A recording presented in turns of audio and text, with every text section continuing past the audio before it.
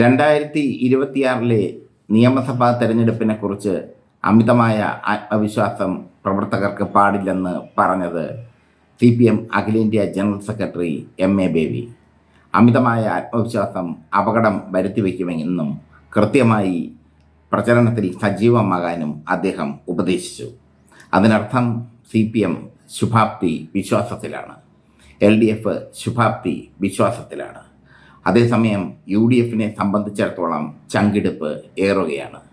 തെരഞ്ഞെടുപ്പ് തന്ത്രജ്ഞൻ സുനിൽ കനകോലവും ടീമും എത്തിക്കഴിഞ്ഞു കേരളത്തിൽ UDFന് അധികാരം നിലനിർത്താൻ പറ്റാതെ പോയാൽ അത് അവർക്ക് കുളിച്ചാലും മായ്ച്ചാലും തീരാത്ത കളങ്കമായി മാറും.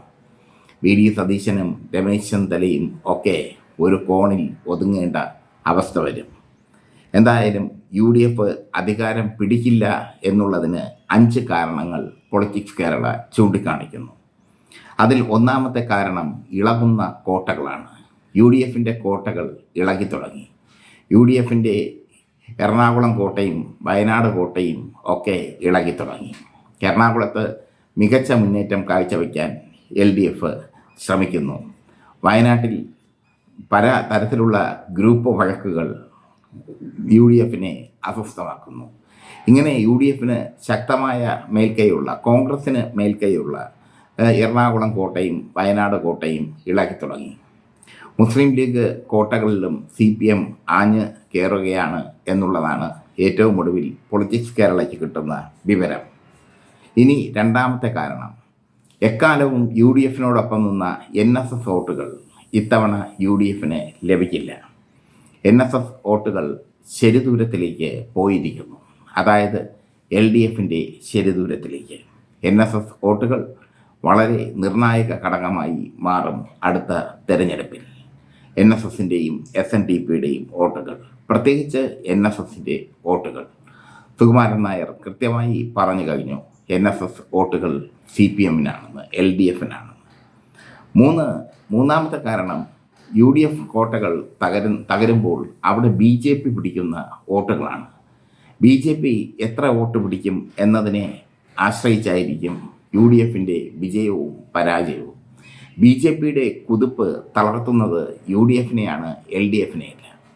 LDFൽ CPMും CPIയും കേഡർ പാർട്ടികളാണ്. അവരുടെ വോട്ടുകൾ അവർ കൃത്യമായി പോൾ ചെയ്യിക്കും. പക്ഷേ UDF കേഡർ പാർട്ടിയല്ല. അതുകൊണ്ട് തന്നെ ഒരുപാട് തിരിച്ചടികൾ, ഒരുപാട് അസന്നിഗ്ധാവസ്ഥ അവർക്ക് ഉണ്ടാകും. അവരുടെ സംഘടന വളരെ ദൗർബല്യം നിറഞ്ഞതാണ്. നാലാമത്തെ കാരണം അതുതന്നെയാണ്, സംഘടനാപരമായി UDFനുണ്ടാകുന്ന കോൺഗ്രസിൻ്റെ ദൗർബല്യം.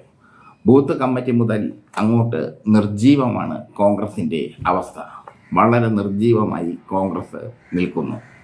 ഇത് വലിയൊരു അപകടമാണ്. അപ്പുറത്ത് CPM ബൂത്ത് കമ്മിറ്റികൾ തയ്യാറാക്കി കഴിഞ്ഞു. ബൂത്ത് കമ്മിറ്റികൾ തയ്യാറാക്കി അതാത് ദിവസത്തെ വിശകലനവും നടത്തി തുടങ്ങിക്കഴിഞ്ഞു. ചുവരെഴുത്തിലും CPM മുമ്പിലായി. തദ്ദേശ സ്വയംഭരണ തെരഞ്ഞെടുപ്പ്, അതിനുള്ള ചുവരെഴുത്തുകൾ നഗരത്തിൽ സജീവമായി കഴിഞ്ഞു. അവിടെ CPMും BJPയുമാണ് ചുവരെഴുത്തിൽ മുന്നിൽ. കോൺഗ്രസ്സിന് ചുവരെഴുതാൻ പോലും ആളില്ലാത്ത, പ്രവർത്തകരില്ലാത്ത അവസ്ഥ. കോൺഗ്രസ് അപ്പോഴൊക്കെ അങ്ങനെയാണ്. അവരൊരു ആൾക്കൂട്ടമാണ്. ആൾക്കൂട്ടത്തിൻ്റെ വോട്ടാണ് കോൺഗ്രസിനെ വിജയിപ്പിക്കുന്നത്. ആൾക്കൂട്ടം ഒരുമിച്ച് കയറി വോട്ട് ചെയ്യും, കോൺഗ്രസ് ജയിക്കും. പക്ഷേ ഇപ്പോൾ ആ ഒരു ആൾക്കൂട്ടമില്ല. ആ ആൾക്കൂട്ടത്തിൽ കുറേ പേർ BJPയിലേക്ക് പോയിരിക്കുന്നു. ഇനിയുള്ളത് രാഹുൽ മാങ്കൂട്ടത്തിൽ ഫാക്ടറാണ്. അഞ്ചാമത്തെ കാരണം, രാഹുൽ മാങ്കൂട്ടത്തിൽ കോൺഗ്രസ്സിന് കഴിച്ചിട്ട് ഇറക്കാനും വയ്യ, മധുരിച്ചിട്ട് തുപ്പാനും വയ്യ എന്ന മട്ടിലുള്ള നേതാവായി മാറിയിരിക്കുന്നു. VD സതീശൻ രാഹുൽ മാങ്കൂട്ടത്തിലിനെ തള്ളിപ്പറഞ്ഞെങ്കിലും ബാക്കിയുള്ള കോൺഗ്രസ്സുകാർ രാഹുൽ മാങ്കൂട്ടത്തിലിനോട് ഒപ്പമാണ്. അദ്ദേഹത്തിന് അനുകൂലമായി സോഷ്യൽ മീഡിയയിൽ വൻപിച്ച പ്രചരണങ്ങൾ നടക്കുന്നു. സോഷ്യൽ മീഡിയയിൽ രാഹുൽ മാങ്കൂട്ടത്തിൽ നിറഞ്ഞ് നിൽക്കുകയാണ്. അങ്ങനെ അത് വലിയൊരു പ്രശ്നമാണ്. അതിന് കൃത്യമായൊരു സൊല്യൂഷൻ കണ്ടെത്താൻ കോൺഗ്രസ്സിന് കഴിഞ്ഞിട്ടില്ല. രാഹുൽ മാങ്കൂട്ടത്തിനെതിരെ എടുത്ത നടപടികൾ അത് കൂടിപ്പോയി എന്ന പക്ഷമാണ് ഭൂരിഭാഗം പേർക്കും. സതീശൻ മുൻകൈ എടുത്താണ് ഈ നടപടി എടുത്തത്. അതാണ് അഞ്ചാമത്തെ ഫാക്ടർ. ഇനിയുമുണ്ട് ഒരുപാട് ഘടകങ്ങൾ. ഒന്ന്, സതീശൻ്റെ ഈ ഏകാധിപത്യ മനോഭാവം, അത് കോൺഗ്രസ്സിന് ദോഷമേ ചെയ്യൂ.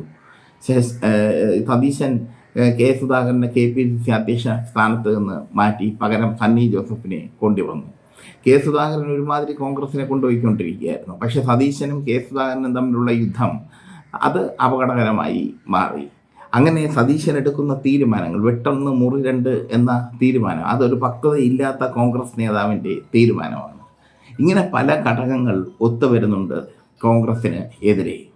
ഇനിയൊരു തെരഞ്ഞെടുപ്പിൽ 2026 അധികാരം പിടിച്ചില്ലെങ്കിൽ ഞാൻ നേരത്തെ പറഞ്ഞതുപോലെ UDF എന്ന പ്രസ്ഥാനം തന്നെ പിരിച്ചുവിടുന്ന ഒരവസ്ഥ വരും.